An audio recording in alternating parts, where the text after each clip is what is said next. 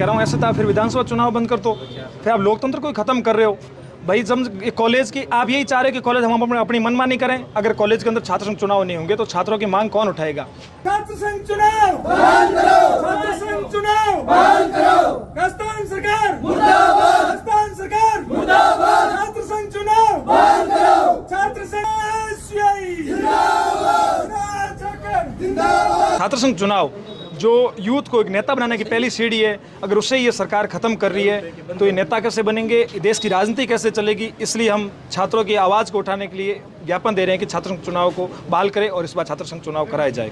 देश की राजनीति में अगर छात्र राजनीति के उठे हुए नेता जब जब देश की संसद और विधानसभा में जाएंगे तो आपको लगेगा कि वो नेता एक ग्राउंड की हकीकत के वो सवाल विधानसभा के पटल पर, लोकसभा के पटल पर रखते हैं। अगर ऐसे नेता जाएंगे जिनको जनरल नॉलेज भी नहीं है, ग्राउंड की धरातल का नॉलेज भी नहीं है, तो वो देश की संसद को, इस देश की राजनीति को कैसे चलाएंगे? अगर यहाँ से एक जो सबसे राजनीति सबसे छोटी सीढ़ी छात्र राजनीति से उठ के जब अगर वहाँ तक जाएगा तो वो देश की राजनीति को नाम रोशन करेगा और देश की राजनीतिक स्थिति को समझेगा और देश की एक जो विकासशील उसे विकसित बनाने में अहम योगदान होगा। आप देश की लोकसभा और विधानसभा में देखिए, जो भी नेता छात्र राजनीति से उठ के जो नेता बनाए, जो मंत्री बनाए, उनका कामकाज और एक ऐसा नेता जो सीधे नेता बने, उनका कामकाज में फ़र्क देख सकते हैं। देश की राजनीति में आज 50% नेता छात्र राजनीति से उठ के हुए नेता बने हुए हैं। कोई युवाओं के सब उठा रहे आते हैं। मैं कह रहा हूँ ऐसे तो आप फिर विधानसभा चुनाव बंद कर दो, फिर आप लोकतंत्र को ही खत्म कर रहे हो भाई। जब कॉलेज की आप यही चाह रहे कि कॉलेज हम अपनी मनमानी करें, अगर कॉलेज के अंदर छात्र संघ चुनाव नहीं होंगे तो छात्रों की मांग कौन उठाएगा?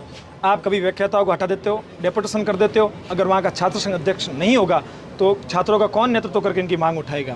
आप भी देख रहे हो, कॉलेज की स्थिति देख रहे हो, कॉलेजों में बहुत दयनीय स्थिति, उनके भवन जर्जर हैं, कोई व्याख्याता बहुत कम है, लेकिन उनकी मांग उठाने के लिए अध्यक्ष का होना बहुत ज़रूरी है। और ये सरकार की मंशा ये है कि हम अध्यक्ष चुनाव नहीं करेंगे, हमारे खिलाफ कोई बोल नहीं पाएगा, हमारी कोई विरोध नहीं कर पाएगा। इस मंशा से चुनाव बंद कर रही है और अगर ऐसा होता रहा युवा सड़क पर रहेगा। और अगर ये उपचुनाव है, इसमें अगर इससे पहले चुनाव नहीं होते हैं और चुनाव वापस नहीं करवाए जाते हैं छात्र संघ चुनाव, तो उपचुनाव के अंदर भजनलाल सरकार को 0-5 से हराएंगे। ये छात्रों ने ठान लिया है और सरकार को किसी भी हालत में चुनाव चालू कराने होंगे। छात्र राजनीति की प्रथम सीढ़ी छात्र संघ चुनावों को कहा जाता है। इसलिए आज बाड़मेर मुख्यालय पर एनएसयूआई के समस्त कार्यकर्ताओं द्वारा यही अपील की जाती है राजस्थान सरकार से कि छात्रों के जो करियर है इस राजनीति में उसको दबाया न जाए।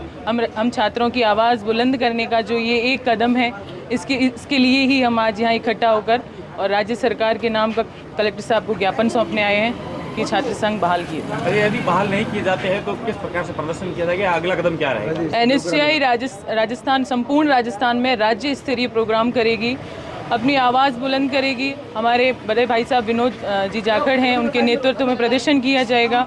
और बिल्कुल अगर ये छात्र संघ चुनाव नहीं होते हैं तो सभी जो भी एनएसयूआई है, आईबीपी है, निर्दलीय, सभी अपनी मांग तो उठाएंगे इस चुनाव के लिए। केवल प्रशासन को ही ज्ञापन दिया जा रहा है या आप कोई जनप्रतिनिधि को भी जो है इस बात के लिए अवगत किया? नहीं, हम हमारी बात शांतिपूर्वक तरीके से राजस्थान सरकार को ही देने जा रहे हैं। यहाँ के किसी प्रतिनिधि को या नेता से बात हुई? बिल्कुल बात हो रही है। सब प्रतिनिधि यही चाहते हैं कि छात्र संघ चुनाव किए जाएं और लगातार निरंतर बात हो रही है।